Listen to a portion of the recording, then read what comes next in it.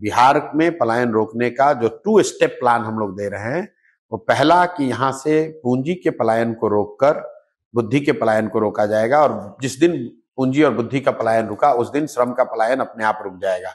अब पूंजी का पलायन क्या है ये आप समझ लीजिए।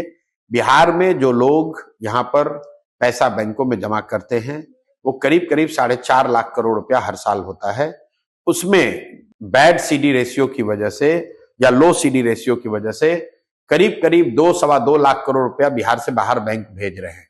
तो जन स्वराज का पहला स्टेप यह है कि इस बैंकों के जरिए होने वाले पूंजी के पलायन को अगर रोक दिया जाए तो बिहार में 2 से 2.5 लाख करोड़ रुपया एक्स्ट्रा हर साल निवेश होने लगेगा, जो कि बाहर के उद्योगपतियों का पैसा नहीं है, बिहार के लोगों का पैसा होगा।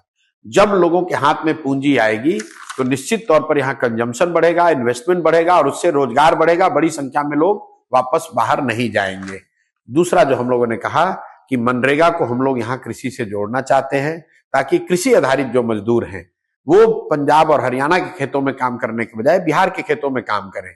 ऐसा नहीं है कि बिहार में खेतों में मजदूरों की कमी नहीं है, यहाँ जो खेती कर रहे हैं वो लोगों के पास मजदूर नहीं है।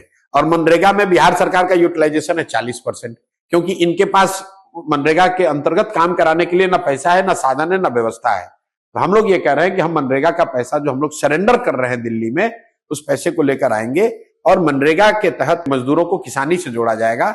और शर्त ये हम कह रहे हैं कि जो आदमी भी अभी धान गेहूं की खेती कर रहा है वो नकदी की अगर खेती करने लगे तो उसको मनरेगा के तहत मजदूर फ्री में मिलेगा।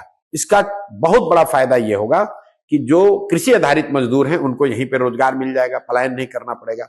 दूसरा, मनरेगा में चोरी बंद हो जाएगी, क्योंकि जिस किसान को भी मजदूर मिलेगा उससे वो काम कराएगा। तीसरा, सबसे बड़ा, जो एग्रीकल्चर प्रोडक्टिविटी है वो बहुत तेजी से बढ़ेगी, क्योंकि जो 1 बीघे में अगर आप 1 एकड़ में आज आप धान उगा रहे हैं, कल शायद मजदूर उपलब्ध हो तो वहां पर आप लहसुन उगाने लगेंगे या कैश क्रॉप उगाने लगेंगे, उससे आपकी इनकम बढ़ेगी। तो बिल्कुल पूरा प्लान बता रहे हैं कैसे बैंकों के जरिए हो रहे पूंजी के पलायन को रोककर श्रम का पलायन रोका जाएगा। दूसरा, बता रहे हैं कि मनरेगा को कृषि से जोड़कर कृषि आधारित मजदूरों का पलायन रोका जाएगा।